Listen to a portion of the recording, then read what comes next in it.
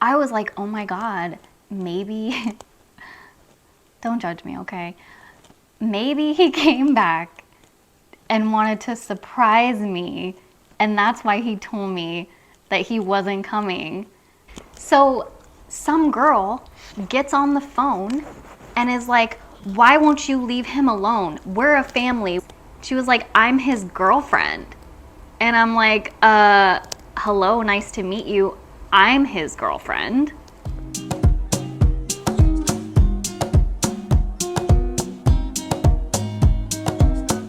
Welcome back to another episode of Cafecito y Chisme. This is a new series here on Truthatude TV where we take it a little bit more casual and cozy and just have a conversation as girlfriends, and where I spill all the hot tea on my life and the gossip that's going on in my world and all the crazy things that I've experienced and wild stories that are unbelievable but true. And just a space for you and I to get to know each other a little bit better. So if there's questions or comments or you want to share your chisme, definitely join the conversation in the comments below. Today I'm using my very favorite cup of all time, my Charlie Brown cup. I got this cup when I was in college at like the dollar store, so I've had this cup for a long time. And I'm actually drinking coffee. It's hazelnut, but it's decaf because your girl would get wired AF if I was drinking another cup of coffee. So today I want to talk about the times that I have been cheated on. And if you've ever been cheated on, you know that it is a very confusing and devastating time in your relationship, and you also know that there are a ton of people with their opinions and their unsolicited advice about what you should do when you get cheated on. I will preface this to say that despite these two awful instances in my dating history of me getting cheated on, I have dated some really impressive men, just incredible gentlemen, generous, loving, kind, impressive men in my life. And if you don't believe me, then check out the first episode of Cafecito y Chisme where I spill the tea on my experience of real fairy tale love. It happens and it's a juicy episode, so you might want to check it out. So you know, if you've ever been cheated on, that one, it's devastating. Two, it's confusing. It's really riddled with a ton of emotions, especially if you've been in the relationship for a long time, if it's a marriage, which I can't speak to. I've never been married, but I have been in committed relationships where it just felt like it blew up our entire life. And there are so many people in your life that will have opinions on what you should do, and girl, you should leave his ass, and that can be true in some instances. And all of these people that are giving you advice on what to do if you've been cheated on, one, they all love you and they want the best for you, but ultimately only you know what is right for you. And I wanted to share in depth these two stories of when I was cheated on, because the first time I left, but this might surprise you, the second time I stayed. And I'll share with you why, and I will give you a little sneak peek that at the end of the video, I will reveal which one of those people I am now close friends with. I bet you it's gonna surprise you. So the first time that I was cheated on, let me back up.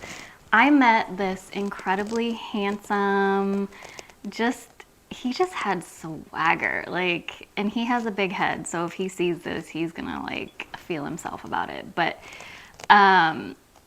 I walked up to him in a bar and was like, so you're gonna buy me a shot or what? Like, this was in college. Anyway, so we started dating and things got serious really fast. And he ended up moving to Kansas to finish his degree. He had gotten accepted into this program. And this was when we were both living in Colorado, and it was only like a few hours drive, so it wasn't a big deal that he was in Kansas, and we had been dating for a while. So we figured, you know, the long distance thing wouldn't be a big deal. It was only for a semester. And we continued dating and things were going great. He would come to visit me, and I had even gone out there to visit him in Kansas, which, ooh, sorry if you're from Kansas. I know that like some people love it, but not my jam. And it got to the point in our relationship where I didn't really have a lot going on in my life, unfortunately.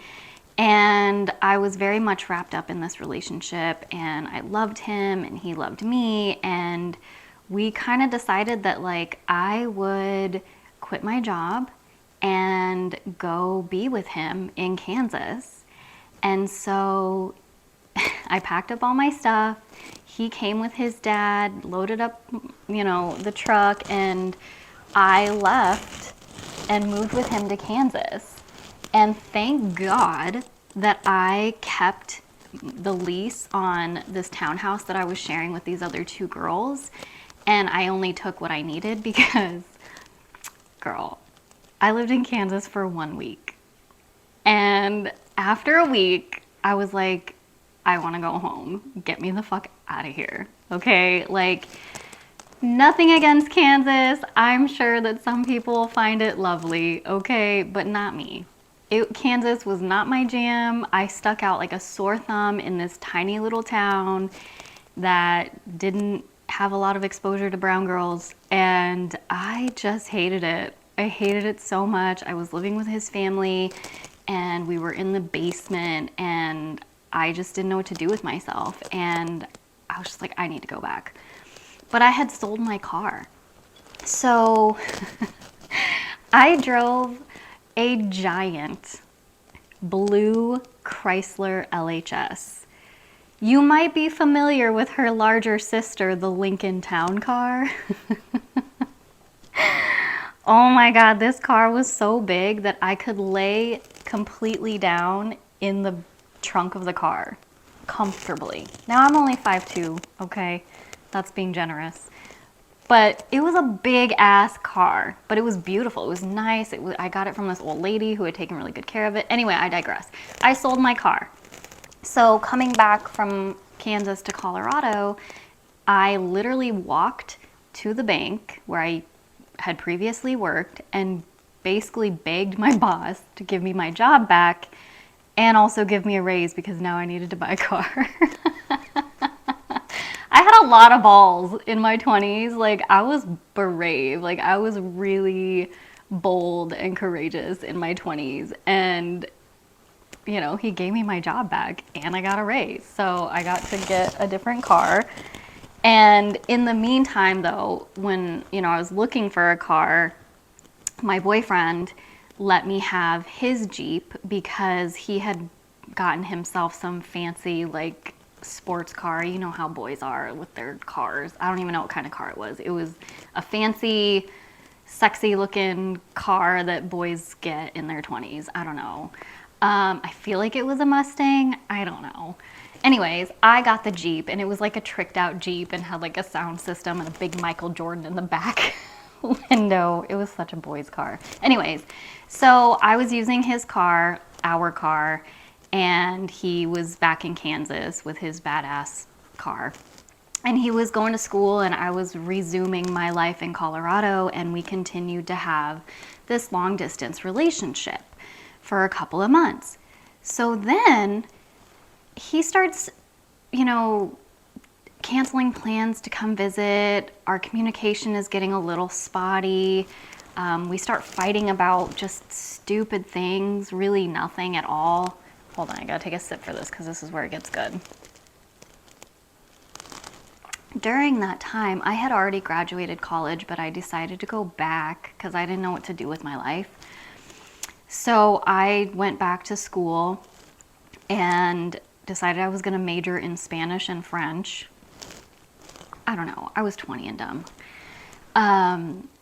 And I remember I was on campus and I received the most random Facebook message from this girl, and she was like, you better leave him alone. We have a family now. And I was like, what? Now, my boyfriend, he was known for like pranking me with like not things that should be joked about. Like, One time he pranked me that this girl was faking a pregnancy and that he was gonna have a kid, and it was really bad. He had really bad taste in like pranks.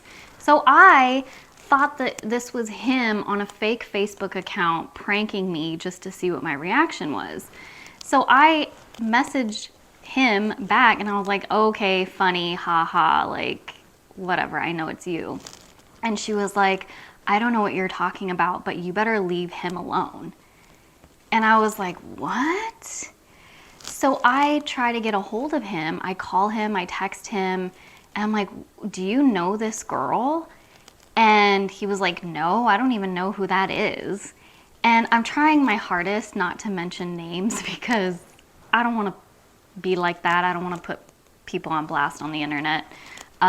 So hopefully no names slip out. So then I start like checking this girl out because she had messaged me on Facebook. And so I started looking at her profile and she seems like a real person. So I'm like, well, maybe this isn't a fake account. And I noticed that she had a kid. Now this girl was a white girl, okay? Blonde hair, blue eyes, white girl. But she had a little brown baby. And my boyfriend was brown. And then I stumble upon pictures of the three of them. Like family photos that you go and take at like Sears or JCPenney's like back in the day. And it was him and her and this baby. And I was like, what the fuck? And immediately my mind goes to that's his baby. And I panic. And I text him and I call him and I sent him a picture of him and her and this girl together. And he still says he doesn't know who that is. Are you kidding me? How stupid are you? Or how stupid do you think I am? So now my mind is just spiraling. I'm just fucking spinning. So I call his dad, the one that I had lived with, you know, when we were in Kansas. And I was living there with them in Kansas. And I was like, who the fuck is this girl? And he was like, oh, that's my boyfriend's girlfriend. And I was like, I'm sorry, what? I'm his girlfriend. We're still together. And he was like, oh, it's so good to hear from you. He was like, I thought you guys broke up months ago. He's been seeing her for a while. So his dad, you know, not intentionally, but like didn't mean to throw him under the bus, but was like basically telling me the truth. So I finally get a hold of my boyfriend and I'm like, I talked to your dad. Your dad told me the truth. And he was like, oh, you're going to believe my dad over me? So making me feel like I'm crazy, right? Gaslighting 101. And so I went home because I'm still at school. I'm literally on campus having this fucking debacle unravel. So finally I go home. I'm crying. I don't know what to believe. I feel like a crazy person because I'm like, this doesn't even happen in the movies. Like, is this real life? So finally he and I get to talk and I'm like, who is this? Like, tell me the truth. Is that your baby? And he was like, no, she's just some random girl I met at the gym. And she asked me to like take photos with her and her kid. And I just wanted to be nice. Now, younger me wanted to believe, you know, I wanted to believe and I almost half did, but I'm like, that doesn't make sense. That's not appropriate. Like, why would you take family photos with some random girl that you met at the gym and her baby? And so I did like a deeper dive.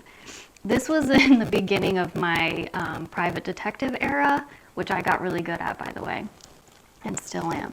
So I do a deep dive and I find like months worth of pictures of them together on like family outings, camping trips, you know, playing with the kid, birthday parties, like living a whole fucking life together as a couple, like doing couple things, family things.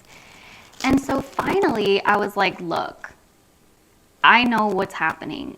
And I was like, I'm done. I don't want to be with you. Like, and so he starts crying, he's upset, and he's like, no, like, I'll break it off with her, blah, blah, blah, blah. And I was like, well, then come home, because you can do this school thing back in Colorado. If you want to be with me, then you need to get your ass home. And this was like on a Thursday, and I was like, you have until Sunday to like be home. And he was like, well, I can't just quit school. Like, this is my future. And I'm like, I don't care. If you want to be with me, then you quit school. You can finish your program here in Colorado. You can move in with me, like, whatever. So that was the end of that conversation. And Friday came and went. We didn't speak. And Saturday came, and he was like, I can't come to Colorado. And I was like, okay, well then I'm done. I'm done. I will pack up all your shit, and I will, like, I'm done. You can come get it whenever. So that was Saturday. So Sunday, I pack up everything that I had had of his, every gift that he had ever given me. Mind you, I still have our Jeep, okay? I'm still driving his vehicle, okay? Just keep that in mind. So I drive over to his mom's house. She lived like a block away from me, okay, in Colorado. I drive over to drop off this box of stuff. I was just gonna leave it in the driveway, like he could fucking come get it from his mom's house whenever. And I see his car in his mom's driveway. Like the fancy car that he was driving, because I still had the Jeep. And I'm like, am I crazy? How would he be here? Like, how would his car be here if he wasn't here? And I just set his box of his stuff on top of his car. And I drove home, and I was confused as fuck. And I text him, and he didn't answer. And I was like, are you in Colorado? Here's how crazy I was. Here's how hopefully optimistic I was. I was like, oh my God, maybe, don't judge me, okay? Maybe he came back and wanted to surprise me, and that's why he told me that he wasn't coming, because he was gonna plan to surprise me. Don't come for me, okay? I was young, I was optimistic, I had never been cheated on before, like I was in love. Oh. So then he texted me, and he was like, real fucking mature, leaving my stuff on the driveway. And I was like, so you are here? And he was like, yeah, I needed to see my family and just like figure stuff out. So I'm like, why did you lie? Why did you say you weren't coming? And then as I'm talking to him, some girl gets on the phone and is like, hold on, this is gonna jump up. There, okay. I thought she was gonna make the camera fall.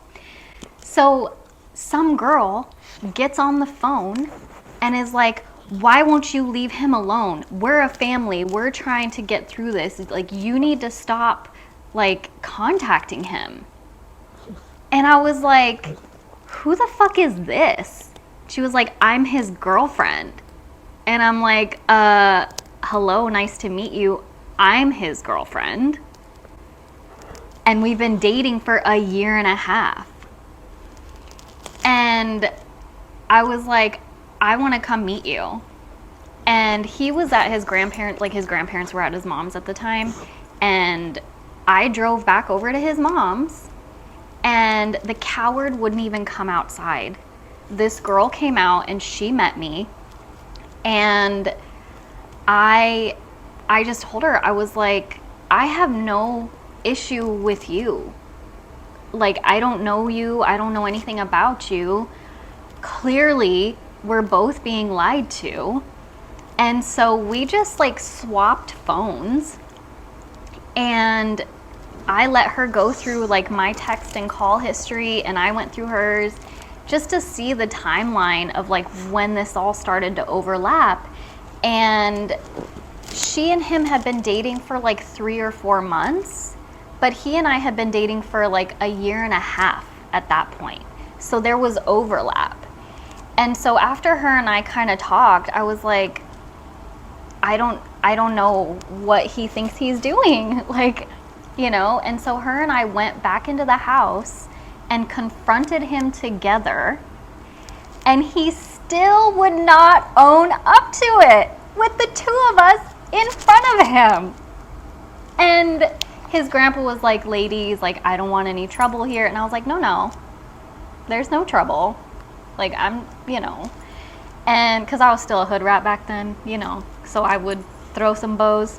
So anyway, I was so flabbergasted that he was still denying. He's like, I don't really know what I'm what you guys want me to say. Like, I'm just as confused as everybody else is. And I'm like, what?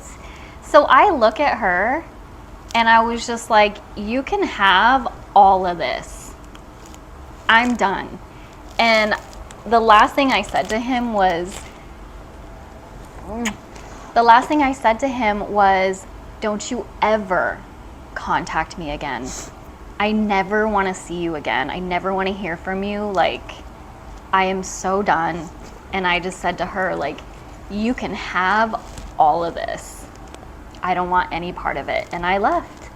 And I did not speak to him. And it was a long played out drama that, like, over the next few months, she would continue to reach out to me from time to time to see if he had reached out to me. And he had a couple of times. And clearly she stayed, even though she said she was going to leave him. She clearly stayed with him for months after. And I just cut ties. And I just asked her, I was like, listen, like, I don't want any part of this anymore. If you choose to stay with him, like, that's your business, but I don't want any part of it. I'm not contacting him. If he's contacting me, like, I'm blocking him.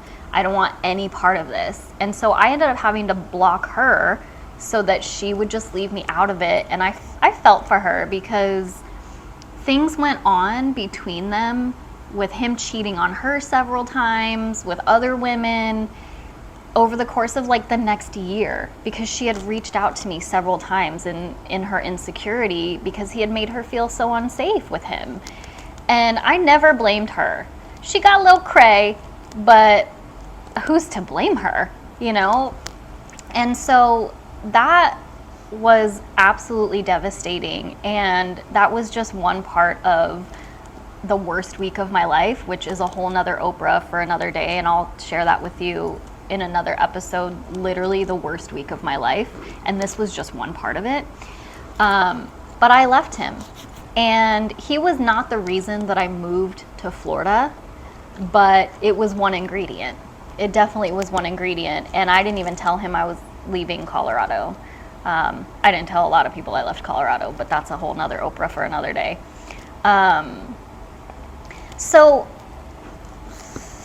as unbelievable as that story is, like, I could not even make up that story and write, like, a movie about it, because it was just so unbelievable that this guy was living a double life.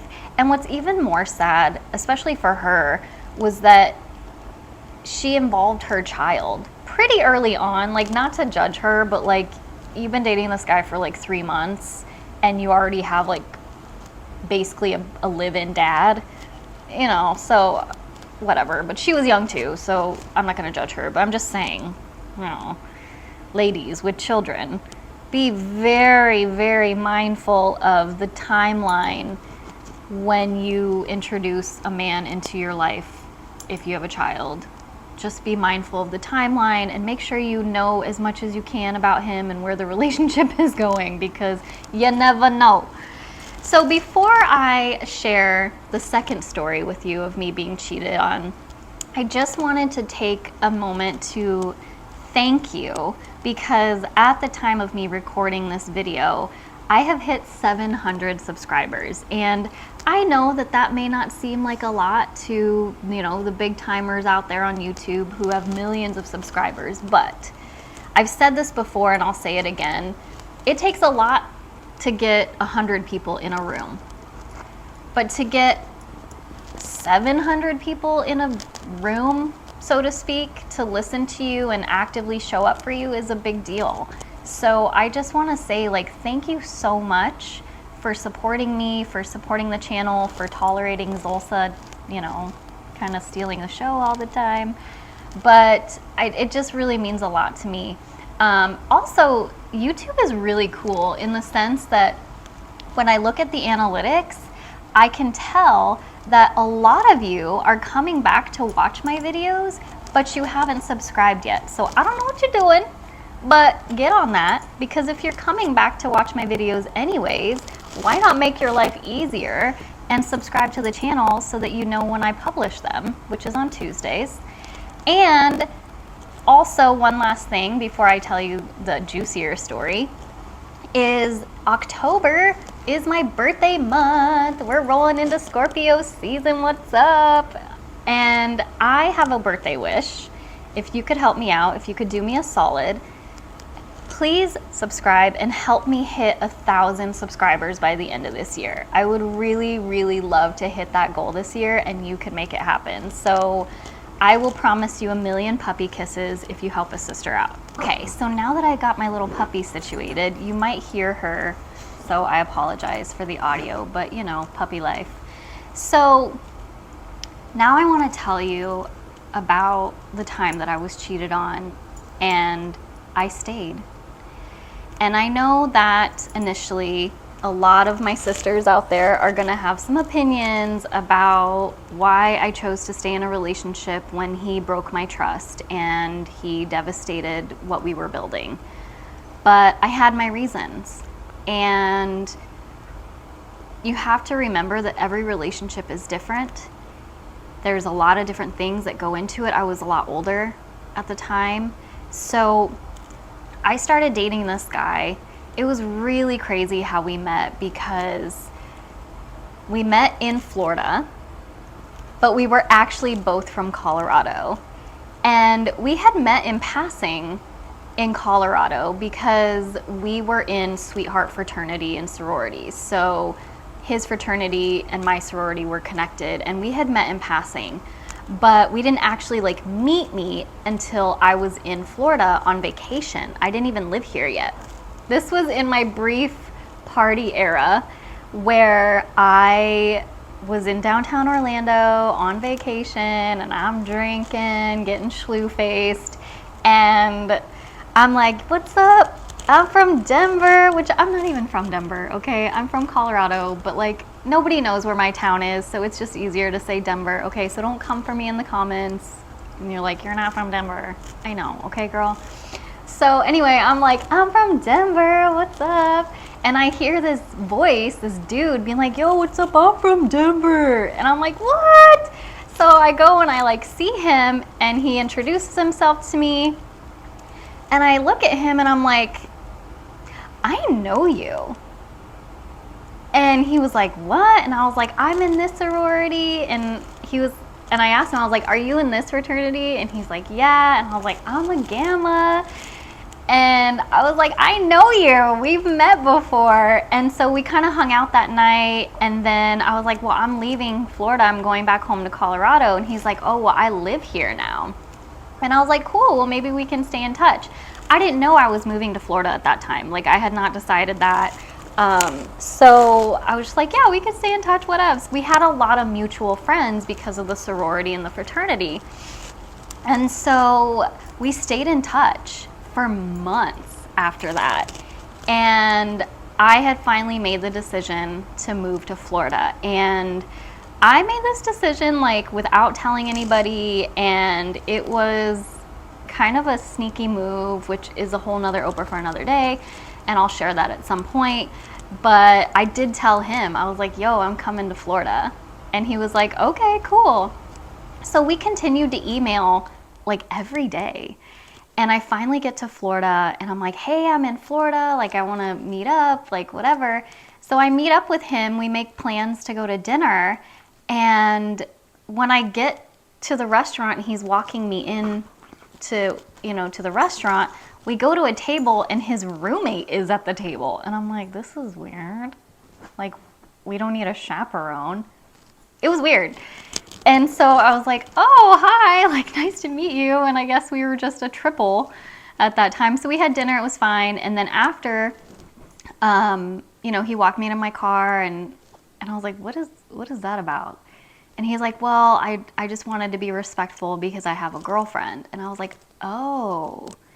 And I'm like, how long have you had this girlfriend? And he's like, well, we've been dating for a few months. And I was like, but we've been talking, and like, you didn't mention it. Now, granted, our conversations were never like romantic or anything. We were just being chummy, but we were emailing every day. And now that I'm older and I've been in a lot of relationships, I honestly would say that like, I don't feel comfortable if my boyfriend was emailing another woman every single day. Like, I just don't feel like that's appropriate. But at that time, I didn't really think anything of it. So anyway, we continued to kind of chit chat here and there as I lived in Florida. And eventually he told me that he broke up with his girlfriend. And so we kind of started hanging out. And then we were at his house one time and we were smoking a little mota, you know. I hope I don't get banned on YouTube for saying that. Anyway, so we were smoking a little, you know, mota. And finally I was like, are you ever going to kiss me or what? I was so aggressive. Anyway, so he did, and then we started dating. So if I'm honest, when we very first started dating, I wasn't really like that into him or that attracted to him, but it did grow over time because we had such a intellectual connection and personality connection. But I think that I honestly dated him because I was really lonely at the time. Like, I had just moved to Florida, I didn't know anybody, and it was just comfort. But we dated for a really long time, and about 6 months into the relationship, I'm driving to work, and like, I live in Orlando, he lived in Daytona, which is about an hour away. And so I was basically like living with him half the time when I didn't have to work in Orlando, and even sometimes when I did, I would like get up at 5 o'clock and drive back. Anyways, but we were in a very serious relationship. And so I'm driving to work one night. I was working at this restaurant as a hostess, and because it was fun, and like, I was trying to get a social life and make friends here in Orlando. And he calls me and he was like, I've been unfaithful. And I was like, what? And so I'm sitting in the parking garage about to go on to my shift, and he's telling me that he has been cheating on me with his ex-girlfriend, the one that he had just broke up with months ago before we started dating, and that it was just a physical thing, and that she says that she's pregnant. And so I was like, okay, well, first things first, we need to figure out if she actually is pregnant, and then we'll decide how we move forward. And in that moment, I said this to him, and this was really how I felt. I wanted him in my life more than I wanted him out of it. And I decided that I would stay with him and that we would figure things out. And I was devastated, and I called into work because I'm like, I just got this bomb dropped on me. I'm not gonna fucking go and be a hostess. So I drove to Daytona and we talked, and I was like, listen, first we need to figure out if she's really pregnant, because that kind of will make or break like what happens between us, because he already had one child from a previous marriage, and you know, they lived in Texas, and so he tried to be in his son's life as much as he could. But I did not want children, and I never have wanted children. And so I don't want children in my life, in my lifestyle. And I had already taken on a little bit of that with him having a child, but I didn't have to be involved. And so it was kind of easy for me. But at that point, I was faced with a choice of like, if you're going to have another kid and she's in proximity to us, like, I don't want children in my lifestyle. So that was kind of the make or break. Like, if she really is pregnant and she ends up having this child, then we're done, because I don't want that part of my life. But if she's not pregnant, then we can get through this. And so we found out that she only said she was pregnant.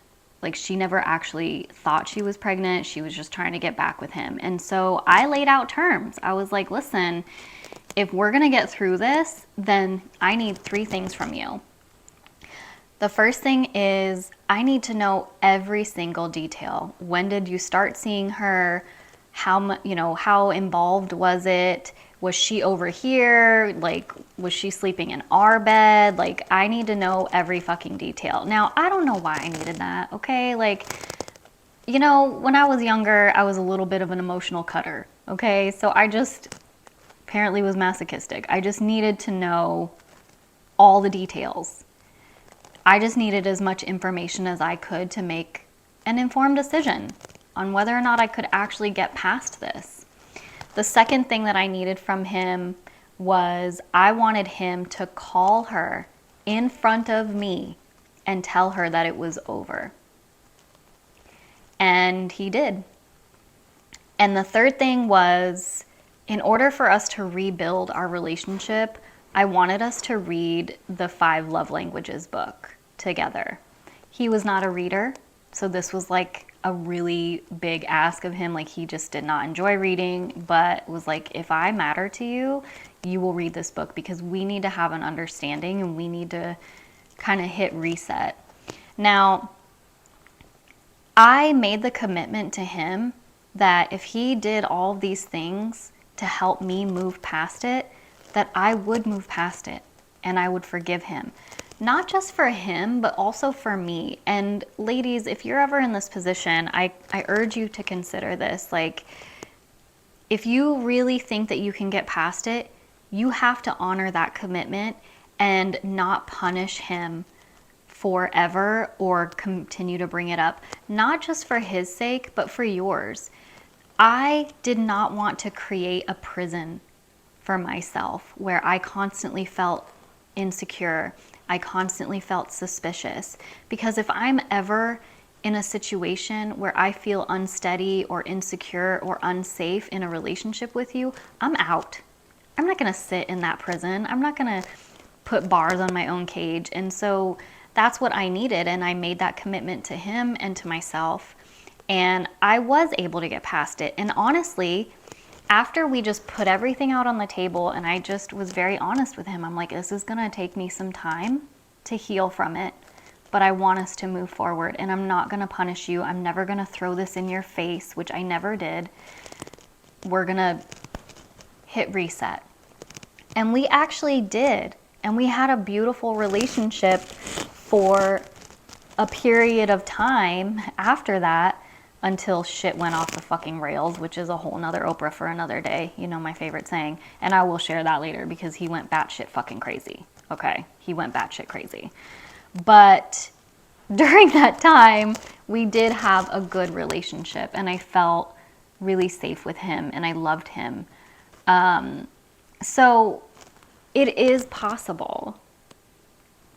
And, there are quite a few things that I've learned from going through these 2 very unique instances of being cheated on and leaving, and being cheated on and staying.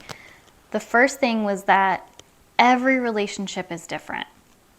And you have to create your own rules and your own culture in your relationship that is strictly between the 2 of you. And you have to be in agreement of what those rules and what that culture of your relationship is going to be. It's none of anybody else's business, the rules that you create in your relationship. And there's a really good book about this called Mating in Captivity by Esther Perel. I encourage you to read this book, because like, a lot of people will give you feedback and say, oh, he cheated, you better leave his ass. Yeah, in some instances that might be true. But in some instances, you might look at the whole picture of the relationship and say, okay, yeah, he fucked up here, but he's also done this and this and this and this and this to contribute to our relationship. So can I look past this one indiscretion? Is it just one indiscretion, or is it an ongoing affair? Like, there's so many variables that only you can decide what's right for you.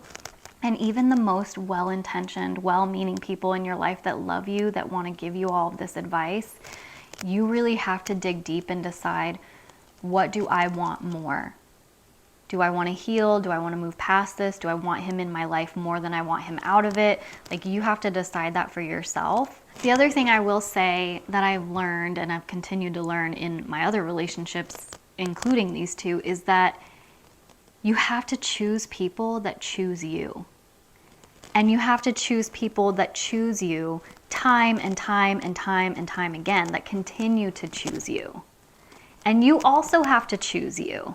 That's a big thing. And really what it comes down to is that your standards for your relationship and the values that you want in your relationship, they have to start with you.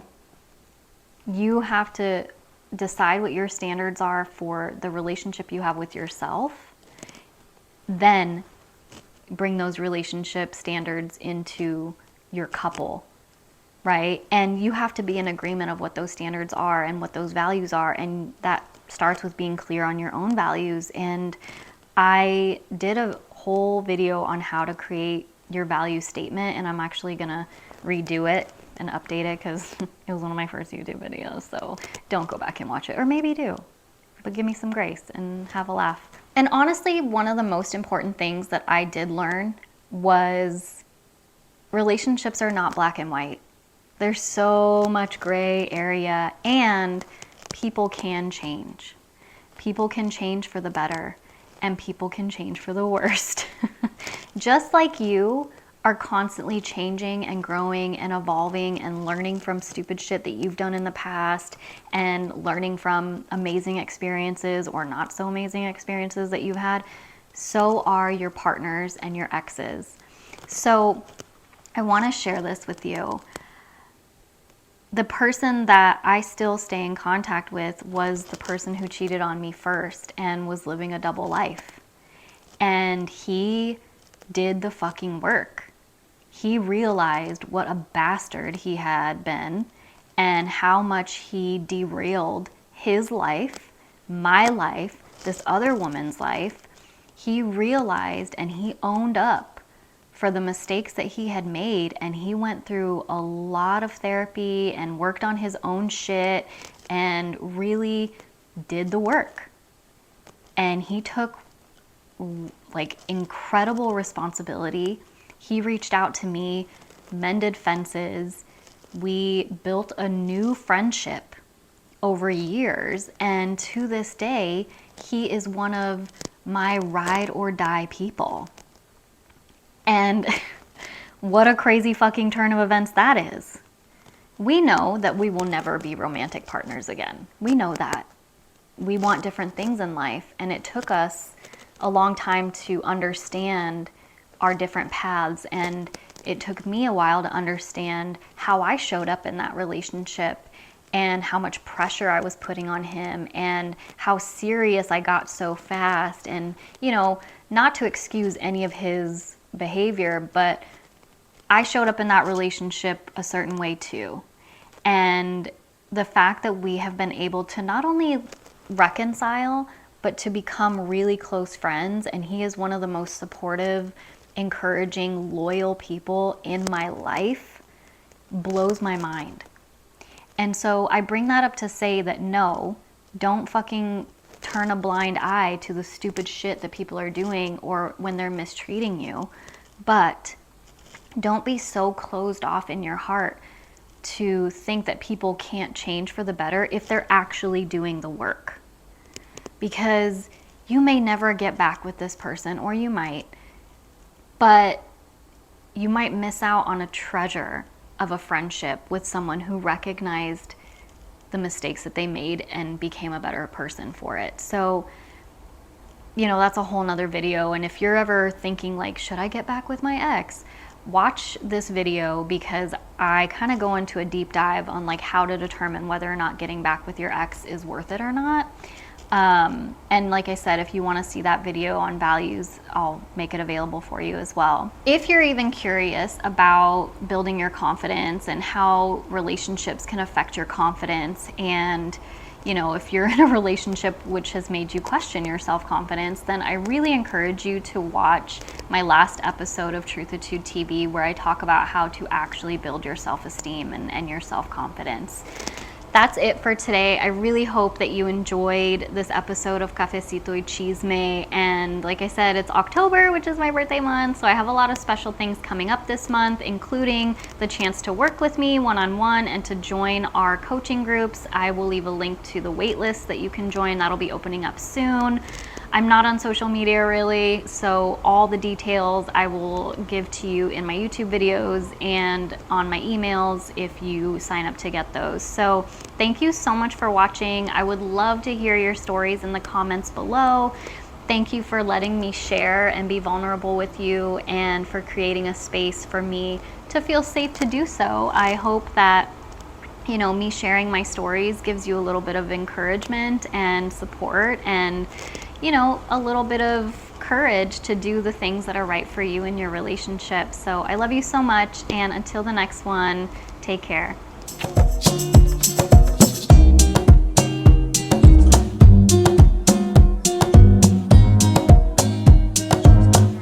There she is. Okay. I know, you're so cute.